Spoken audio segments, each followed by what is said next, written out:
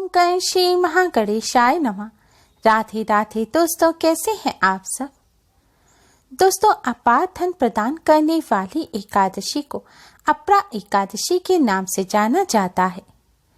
अपरा एकादशी का व्रत करने से भगवान श्री हरि विष्णु माँ लक्ष्मी की कृपा से अपार धन संपदा की प्राप्ति होती है और सभी मनोकामनाएं पूर्ण होकर पापों से छुटकारा मिलता है। दोस्तों, एकादशी व्रत और पूजन में एकादशी की कथा का श्रवण करना बहुत ही ज्यादा आवश्यक है, तभी एकादशी व्रत और पूजन का पूर्ण फल प्राप्त होता है।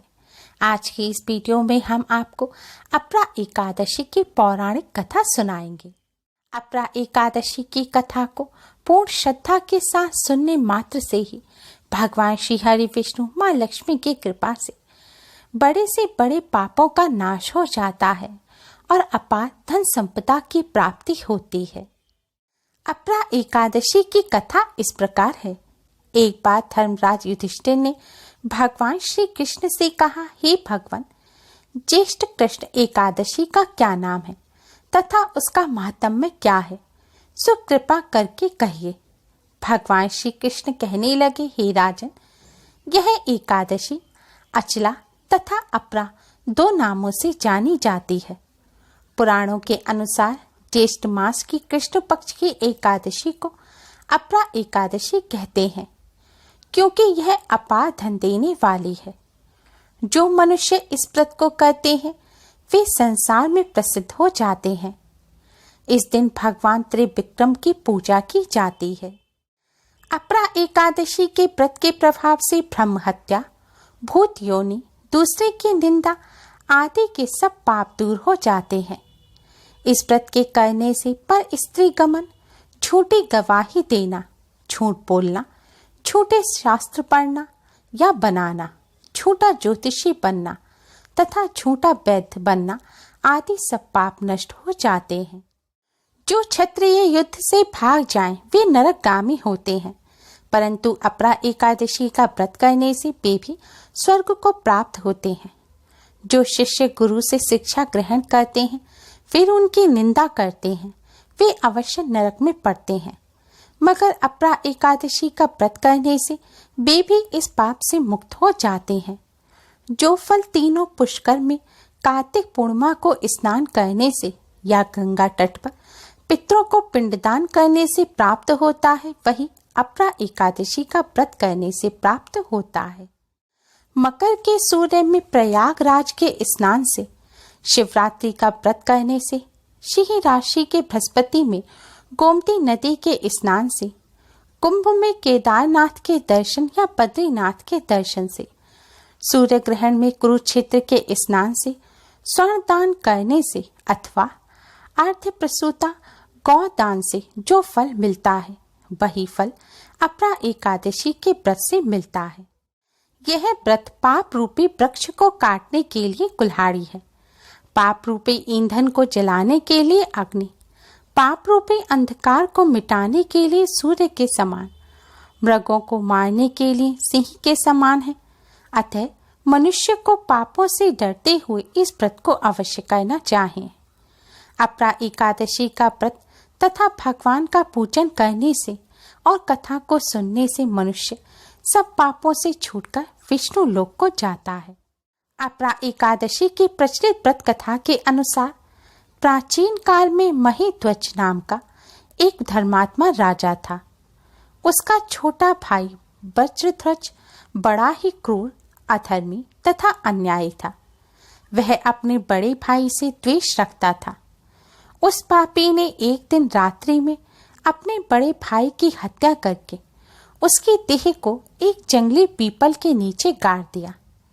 इस अकाल मृत्यु से राजा प्रेतात्मा के रूप में उसी पीपल पर रहने लगा और अनेक उत्पात करने लगा। एक दिन अचानक धौम्य नामक ऋषि उधर से गुजरे। उन्होंने प्रेत को देखा और तपोबल से उसके अतीत को जान लिया। अपने तपोबल से प्रेत उत्पात का कारण समझा। ऋषि ने प्रसन्न होकर उस प्रेत को पीपल के पेड़ से उतारा तथा परलोक विद्या का उपदेश दिया। दयालु ऋषि ने राजा की प्रेत योनि से मुक्ति के लिए स्वयं ही अपरा एकादशी का व्रत किया और उसे अगति से छुड़ाने को उसका पुण्य प्रेत को अर्पित कर दिया। इस पुण्य के प्रभाव से राजा की प्रेत योनि से मुक्ति हो गई। वह ऋषि को धन्यवाद देता हुआ दिव्य देह धारण कर पुष्कर विमान में बैठकर स्वर्ग को चला गया। हे राजन, यह अपरा एकादशी की कथा मैंने लोकहित के लिए कही है।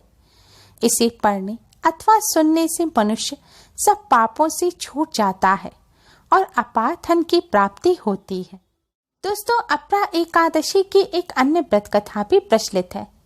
इस कथा के अनुसार एक बार एक राजा ने अपने राज्य में एक बहुत ही मनमोहक उद्यान तैयार करवाया।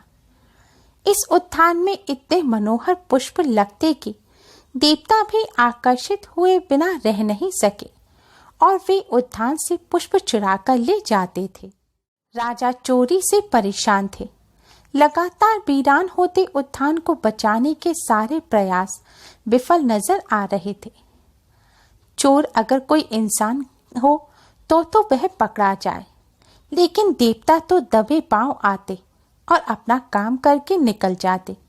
किसी को कानों कान खबर नहीं होती थी। राजा ने सभी राजपुरोहितों को याद किया और सभी ने अंदाजा लगाया कि ये कोई दिव्य शक्ति का काम है। किसी इंसान की इतनी हिम्मत नहीं हो सकती।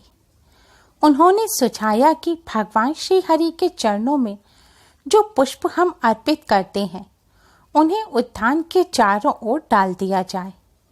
देखते हैं बात बनती है या नहीं। इसके अलावा कोई और विकल्प नजर नहीं आ रहा था, तो यही कार्य किया गया। देवता और अप्सराएं नित्य की तरह आए, लेकिन दुर्भाग्य से एक अप्सरा का पैर भगवान विष्णु को अर्पित किए पुष्प पर रख गया, जिससे उसके समस्त पुण्य समाप्त हो गए और वह अन्य साथियों के साथ उड़ान ना भर सकी। सुबह होते ही इस अद्वितीय युवती को देखकर सब हैरान रह गए और राजा को खबर की गई। राजा भी देखते ही सब भूलकर मुक्त हो गए। अप्सरा ने अपना अपराध कबूल करते हुए सारा वृत्तांत कह सुनाया और अपने किए पर पश्चाताप किया। तब उसने कहा कि यदि आपकी प्रजा में से कोई मुझे ज्येष्ठ कृष्ण एकादशी का उपवास रखकर उसका पुण्य मुझे दान कर दे तो मैं वापस लौट सकती हूँ। राजा ने प्रजा में घोषणा करवा दी, इनाम की रकम भी तय कर दी, लेकिन कोई उत्साहजनक प्रतिक्रिया नहीं मिली। राजा पुरस्कार की राशि को बढ़ाते बढ़ाते आधा राज्य तक देने पर आ गए, लेकिन कोई सामने नहीं आया। किसी ने एकादशी व्रत के बारे में तब तक सुना भी नहीं था। ना राजा ही जानते थे, ना पुरोहित ही जानते थे। प्रजा में जानने का तो सवाल ही नहीं होता। परेशान अप्सरा ने चित्रगुप्त को याद किया। तब अपने बही खाते में चित्रगुप्त ने देखकर यह जानकारी दी कि इस नगर में एक सेठानी ने अनजाने में एकादशी का व्रत किया हुआ है।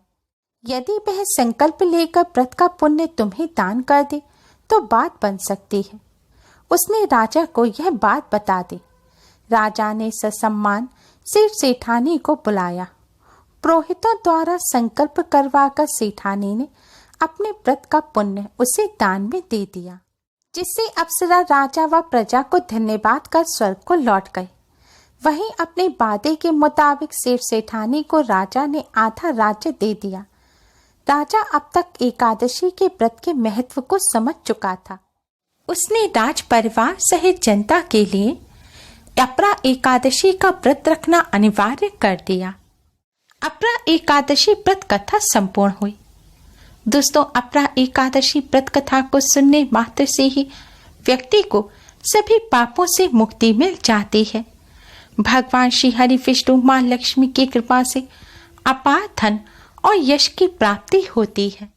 जो भक्त श्रद्धा पूर्वक इस व्रत को करते हैं, भगवान लक्ष्मी नारायण की कृपा से सुखमय जीवन व्यतीत कर उन्हें अंत में मोक्ष की प्राप्ति होती है। इसलिए इसे मोक्षदायिनी एकादशी भी कहा जाता है। उम्मीद है आपको हमारी ये वीडियो पसंद आई होगी। प्लीज लाइक कर अपने फ्रेंड्स के साथ शेयर जरूर करें और यूजफुल वीडियोस के लिए चैनल को सब्सक्राइब कर बेल आइकन को भी जरूर दबाएं। Thanks for watching. Radhe Radhe.